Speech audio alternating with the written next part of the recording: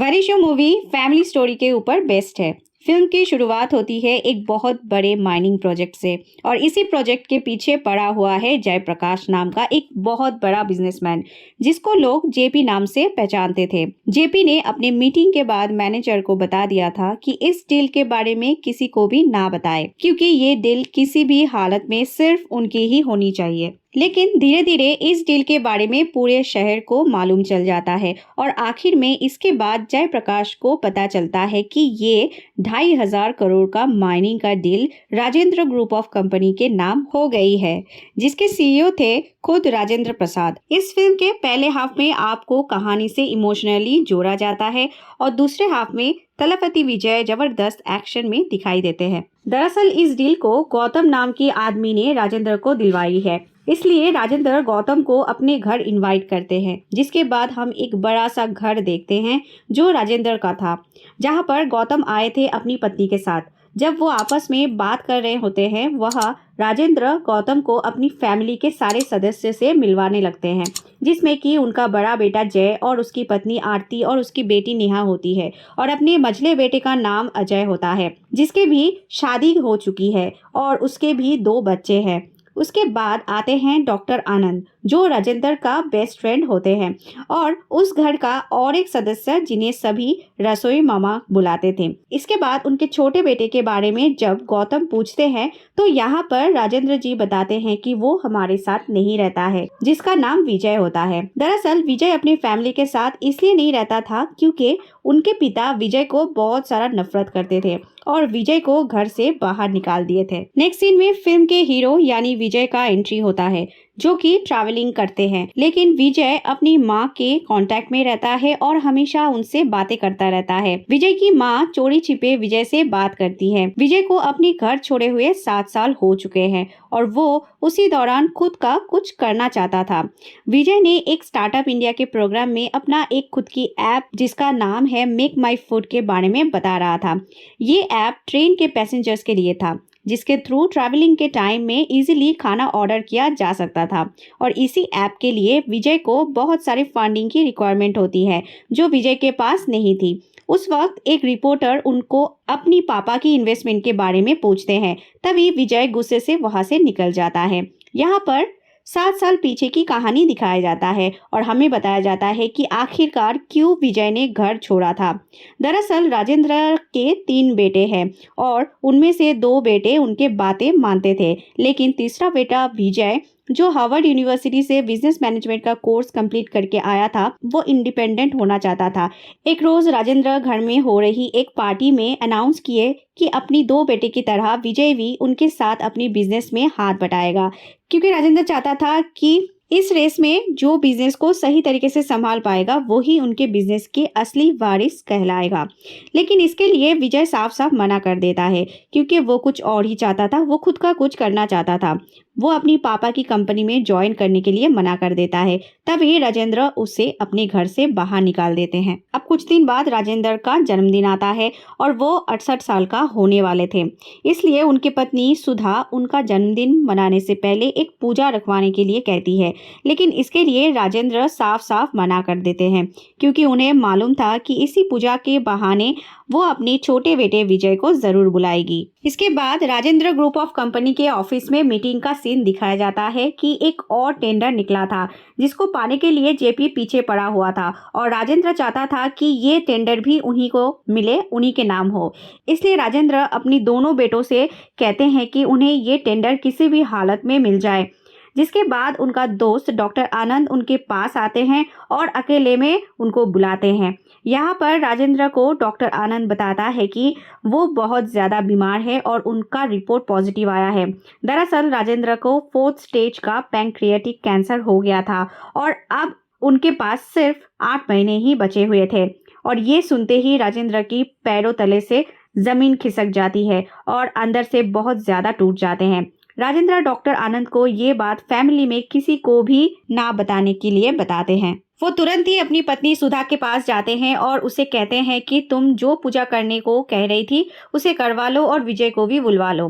तो सुधा बिना कोई देर किए हुए विजय को कॉल करती है और तुरंत अपने घर आने के लिए कहती है। लेकिन विजय उनकी बात नहीं मान रहा था क्योंकि उसे घर छोड़े 7 साल हो चुके थे। बहुत कहने पर विजय को अपने घर आना ही पड़ता है। विजय के घर आने पर अपनी माँ के अलावा घर का कोई भी सदस्य उस पर खुश नहीं था। घर आने पर वो देखता है कि घर का बहुत ज्यादा बुरा हाल था। बाहर से भले ही ये फैमिली एक खुशहाल फैमिली और जॉइंट फैमिली लगती हो, लेकिन घर के अंदर का माहौल काफी ज्यादा खराब था, बहुत ज्यादा अलग था। धीरे धीरे करके इस घर की सारी पोल खुलना शुरू हो जाती है। एक पार्टी में बड़े बेटे जय के बारे में पता चलता है कि उसका किसी लड़की से अफेयर था और मझले बेटे के बारे में मालूम चलता है कि उसने मुकेश नाम के इंसान से 400 करोड़ का कर्जा लिया था और अब इंटरेस्ट के साथ वो 550 करोड़ यानी कि 550 करोड़ हो चुका था। और ये सब दूर से नोटिस कर रहा था जयप्रकाश और उनकी ये सारी प्रॉब्लम को पूरी तरह से समझ भी चुका था। इसके बाद फिल्म में एंट्री होती है हीरोइन रश्मिका मंदाना की, जिसकी नाम दिव्या होती है। दिव्या जय की पत्नी आरती की बहन होती है और यहाँ पर उसे भी पता चल चुका था कि जय का किसी पराई औरत के साथ अफेयर था, इसलिए आरती से डिवोर्स के बारे में बातचीत करने के लिए दिव्या आती थी।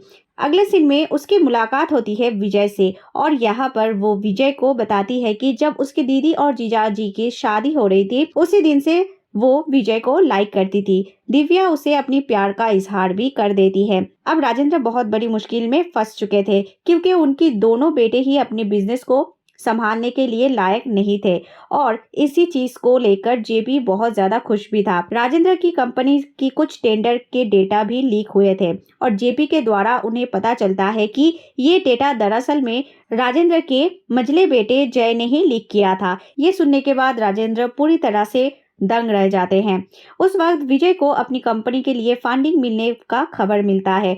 ये खबर सुनने के बाद सुधा बहुत ही मायूस हो जाती है क्योंकि इसके लिए विजय घर से जाने वाला था। तो अब इस कंपनी को चलाने के लिए राजेंद्र के दिमाग में सिर्फ एक ही शख्स था और वो था विजय, क्योंकि विजय एक ही वारिस था जिसने अभी तक राजेंद्र को धोखा नहीं दिया था। इसके बाद राजेंद्र अपने बेटे विजय को कहते हैं कि क्या वो बिजनेस को संभाल लेगा। इसी बात पर विजय राजेंद्र को मना कर देता है और घर छोड़ के जाने लगता है।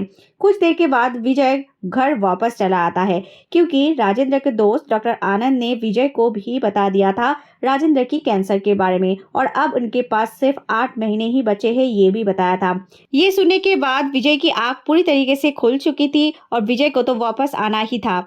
जब उसने अपनी पापा की जानलेवा बीमारी के बारे में सुना था तो वो अपनी घर में ये बात किसी को भी ना बताते हुए घर पर रुककर सब कुछ सही करने के लिए ठान लेता है। अगले ही दिन विजय ऑफिस के लिए निकल पड़ता है जहाँ पर वो ऑफिस के सारे काम को संभालने भी लगता है। ये बात न्यूज चैनल से जय और अजय को मालूम पड़ता है कि राजेंद्र जी रिटायर होने के बाद विजय ही उनका अगला वारिस है। तो वो पूरी तरह से बौखला उठता है क्योंकि उन्हें ऐसा लग रहा था कि आगे बिजनेस को वही लोग चलाएंगे, लेकिन इनके पिता ने विजय को इस कंपनी का सीईओ बना दिया था जो कि वो दोनों भाई को पसंद नहीं था। तो वो दोनों ही अपने पापा के साथ झगड़ा करके अपनी अपनी फैमिली को लेकर इस घर को छोड़कर चले जाते हैं। तो विजय के सीईओ बनने के बाद उसके ऊपर अपने भाई जय के द्वारा रची गई कई सारे हमले होते हैं, लेकिन विजय उन सारे हमलों को चुटकियों में ही सॉल्व कर दिया करता था। कुछ दिन बाद बोर्ड ऑफ डायरेक्टर की एक मीटिंग होनी थी जिसके द्वारा उस कंपनी के सीईओ को चुना जाना था और सीईओ बनने के दावेदार था जय, क्योंकि कंपनी के सारे लोग जय की बात माना करते थे और क्योंकि वो इतने सालों से उस कंपनी में काम कर रहा था इसलिए सारे शेयर होल्डर जय की हर बात मानते थे। अब विजय के सामने प्रॉब्लम ये था कि आखिरकार वो सारे लोगों को अपनी साइड कैसे करेगा, क्योंकि पब्लिक लिमिटेड कंपनी के कारण ज्यादा वोट जिसको जाएगा वो ही अगले सीईओ का दावेदार होगा। तभी उसके दिमाग में एक खतरनाक आइडिया आता है और बोर्ड ऑफ डायरेक्टर की मीटिंग में बैठे सारे लोगों के सारे सीक्रेट बोलना वो शुरू कर देता है। इसलिए ना चाहते हुए भी उन सभी लोगों को विजय की बात माननी ही पड़ती है और अगला नया सीईओ भी वही बनता है। अब कुछ दिन बाद हमें पता चलता है कि माइनिंग का जो टेंडर राजेंद्र की कंपनी के पास था उसमें बोर्ड ऑफ डायरेक्टर की एक जगह खाली हो चुकी थी, इसलिए अब ये टेंडर फिर से निकाले जाने वाला था और उसे पाने के लिए अब बड़े बड़े बिजनेसमैन भी जुट जाते हैं। जो भी इस टेंडर को लेकर फंडिंग देगा वो टेंडर उसी के नाम हो जाएगा। तब तक विजय के प्लान के बारे में किसी को कुछ भी खबर नहीं था। इस टेंडर को लेकर जेपी बहुत खुश रहा करता था क्योंकि उनके पास फंडिंग थी और इनके पीछे आदित्य मित्तल नाम के एक इन्वेस्टर का हाथ था और वो फंडिंग देने के लिए राजी हो चुका था। जेपी के साथ अब अजय और जय भी थे जो कि अपने पिता की कंपनी के अगेंस्ट हो चुके थे। ये देखकर राजेंद्र पूरी तरीके से टूट जाते हैं अंदर से क्योंकि उनके दोनों बेटे अपने दुश्मन जेपी के साथ मिल गए थे। तो आगे हम देखते हैं कि ये टेंडर अब जेपी को मिलने वाला था और फॉरेन से मिस्टर मित्तल भी आ चुके थे। यहाँ पर मिस्टर मित्तल जेपी को बताते हैं कि ये पैसा वो नहीं दे रहे हैं बल्कि उनके बॉस दे रहे हैं और वो भी मेरे साथ आए हुए हैं। वो बॉस और कोई नहीं विजय ही होता है। दरअसल ये सब कुछ विजय की एक प्लान था। उसे मालूम था कि ये सभी लोग मिस्टर मित्तल के भरोसे में ही है, जिसके बाद ये टेंडर विजय और उसकी कंपनी के हाथ लग जाता है। ये देखकर दोनों भाई और जेपी हैरान हो चुके थे। इसके बाद ये माइनिंग कंपनी फिर से चालू हो जाती है और काम फिर से शुरू हो जाता है। विजय अपने सारे वर्कर्स का पूरी तरीके से ध्यान रखना भी शुरू कर देता है और जेपी की ये एक बार फिर से हार होती है। अगले सीन में हम देखते हैं कि जय की बेटी प्रिया नहीं मिल रही थी कहीं भी और उसे ढूंढने के लिए पुलिस वाले भी जुट जाते हैं। वो काफी इन्वेस्टिगेशन करते हैं लेकिन उन्हें नेहा कहीं नहीं मिलती है। नेहा की फ्रेंड से पूछताछ की जाती है और तब पता चलता है कि वो किसी लड़के के साथ गई थी। जिसके बाद उस जगह की सीसीटीवी फुटेज पुलिस चेक करते हैं तो उन्हें पता चल जाता है कि आखिर नेहा कहाँ पर है। लेकिन पुलिस वाले भी उस जगह पर जाने से डरते हैं क्योंकि वो एक डॉन का इलाका था। पर विजय वहां पहुंच जाता है और उन सभी को मारकर नेहा को सही सलामत बचाकर ले आता है। नेहा को सही सलामत बचाकर ले आने के बाद अब जय की पूरी तरह से आंखें खुल जाती है। यहाँ पर विजय उनसे एक बात पूछता है कि तुम्हारी 14 साल की बेटी खो गई थी इसलिए तुम इतने टेंशन में हो गए थे, लेकिन तुम्हें जो पाल पोस के बड़ा किया उनको आज तुम्हारी जरूरत है और आज तुम गायब हो रहे हो तो सोचो उन्हें कैसा लग रहा होगा।